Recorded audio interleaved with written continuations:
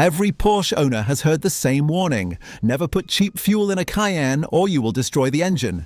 We wanted to find out if that warning was true or simply a habit nobody questioned. So we tracked two identical Cayennes, same trim, same mileage, same routes, one running strictly on regular fuel and one on premium, all the way to 50,000 miles. The results were not what either side of this argument expected.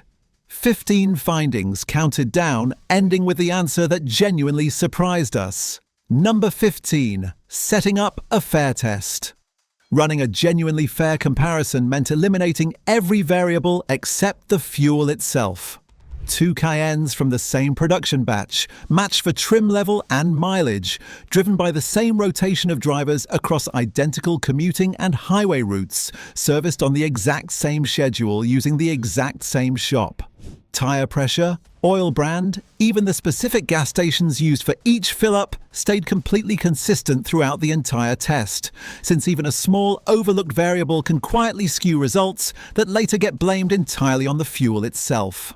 Neither driver knew in advance which specific findings the test was actually expected to produce, reducing any unconscious bias that might otherwise creep into how each one described their own subjective driving impressions along the way. Without this level of control, any difference observed later could genuinely be blamed on driving style, climate, or simple variation between two individual vehicles rather than the fuel itself. This groundwork mattered more than any single measurement taken later, because a test built on a shaky foundation produces answers nobody should actually trust. Manuals say less than most owners assume. Number 14. What the manual actually says.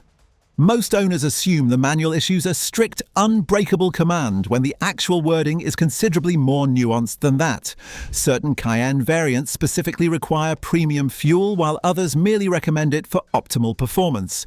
A meaningful difference that plenty of owners genuinely never notice until they actually read the fine print themselves. Turbocharged engines tend to sit firmly in the required category, while some naturally aspirated variants fall into the recommended category instead, where the engine can genuinely adapt to lower octane fuel without immediate damage. This distinction rarely gets mentioned in the countless online forum threads arguing about this exact topic, where posters routinely treat every single Porsche as if it carries the exact same strict requirement, regardless of engine architecture.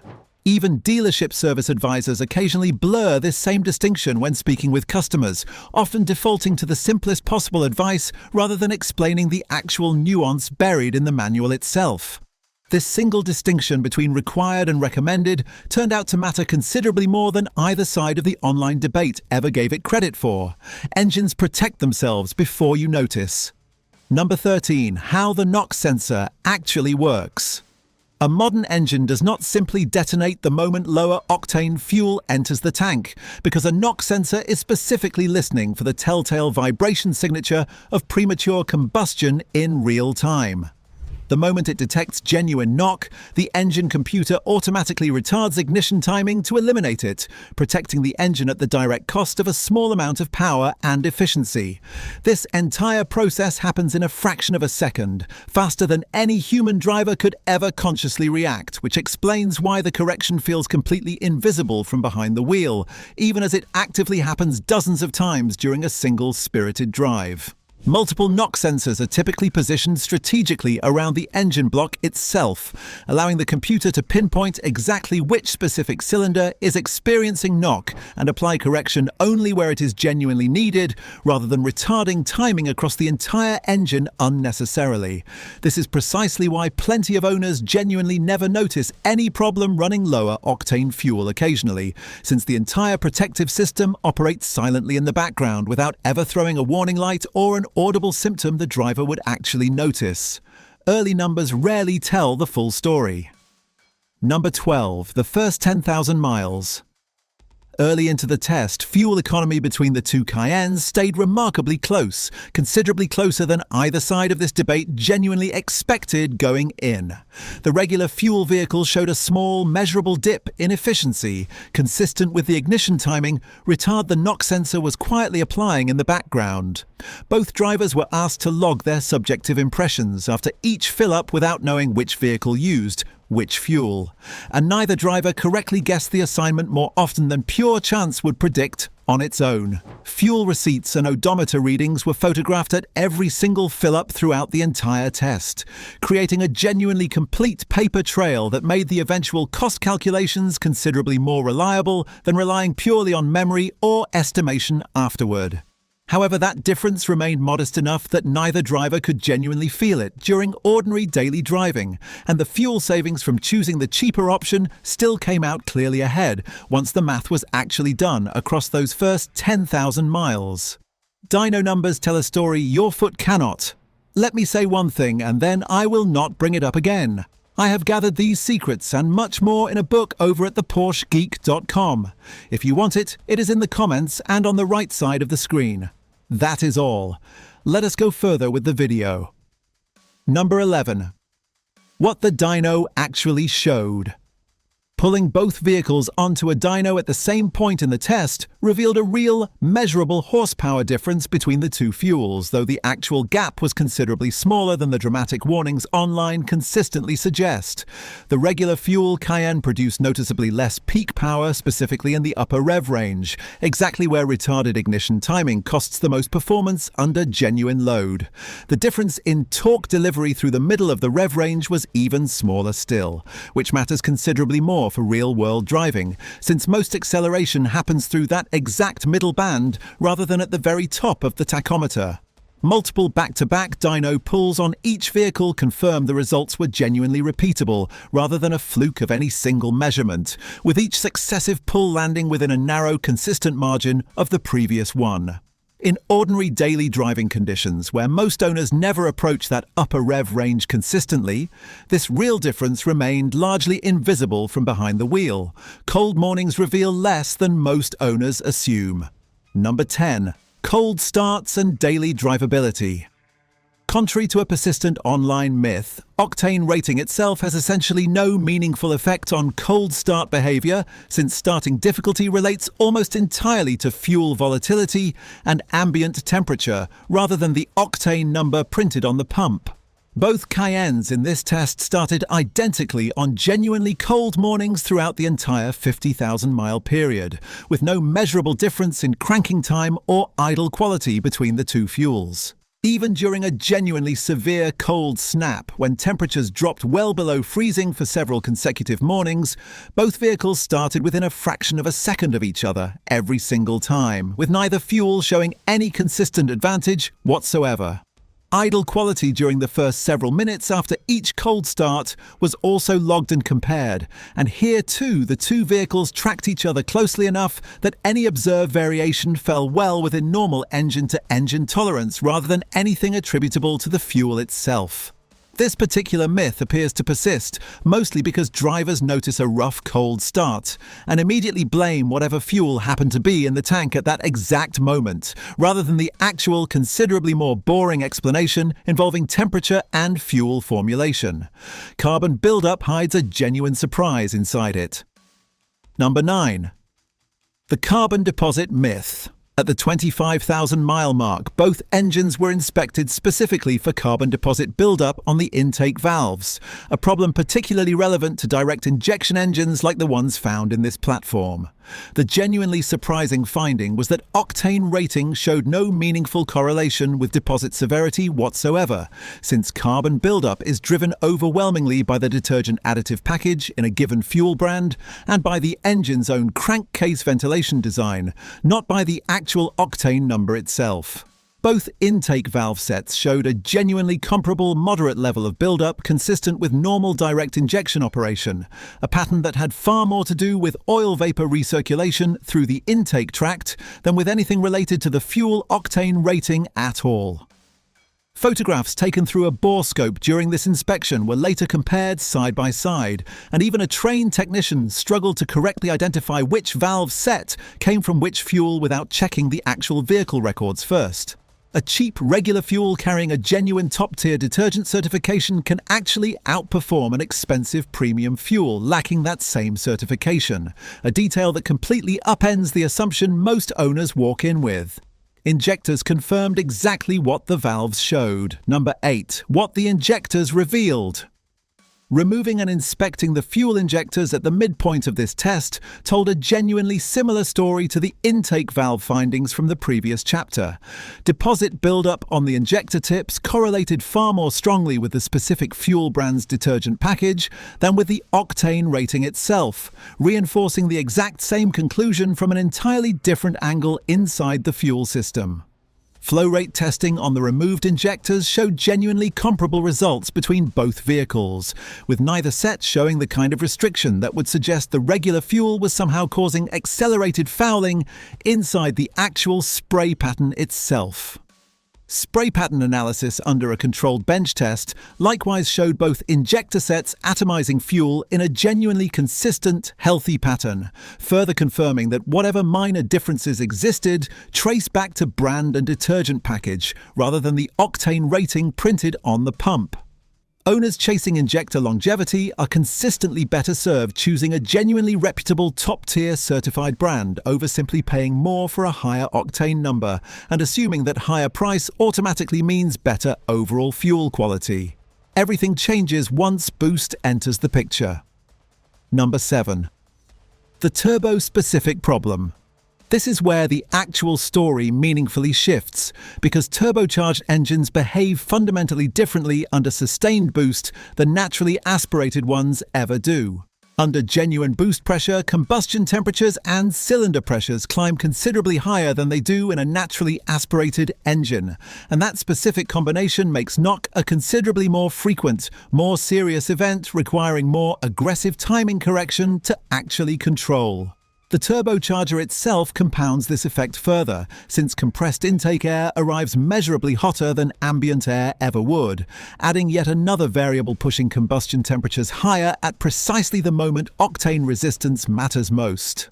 On the turbocharged variant included in this broader comparison, the regular fuel vehicle showed meaningfully more frequent knock retard events logged by the computer, a pattern that never appeared to nearly the same degree on the naturally aspirated model running the exact same lower octane fuel. Patterns only revealed through the data log. Number 6. Reading the timing retard log. Pulling the actual logged ignition timing data across the full 50,000 miles revealed a pattern invisible to the seat of your pants, but completely obvious once the actual numbers were laid out side by side. The turbocharged Cayenne running regular fuel showed considerably more frequent and more aggressive timing, retard events specifically during hard acceleration and sustained highway passing, exactly the driving situations where cylinder pressure climbs highest. Plotting these events against outside temperature also revealed a genuine seasonal pattern, with retard events climbing noticeably during the hottest summer weeks, when ambient heat compounds the already elevated combustion temperatures a turbocharged engine produces under load. Altitude changes during a mountain road trip midway through the test produced a similar spike in logged retard events, confirming that thinner air and reduced cooling efficiency at elevation genuinely compound the exact same underlying knock tendency already present under boost. The naturally aspirated Cayenne, by direct contrast, showed only occasional, genuinely minor retard events under the exact same lower octane fuel, confirming that engine architecture matters considerably more than most online arguments ever seem to actually acknowledge. Real math surprised both drivers equally. Number 5. The real cost difference. Running the complete math across the full 50,000 miles told a genuinely more complicated story than either simple assumption going into this test. The naturally aspirated Cayenne running regular fuel saved a real, meaningful amount of money over that distance. Money that comfortably outweighed the small efficiency loss from occasional timing retard events. Factoring in the small efficiency penalty and calculating the true effective cost per mile rather than simply comparing pump prices directly, the naturally aspirated savings shrank slightly but still remained genuinely worthwhile by any reasonable measure.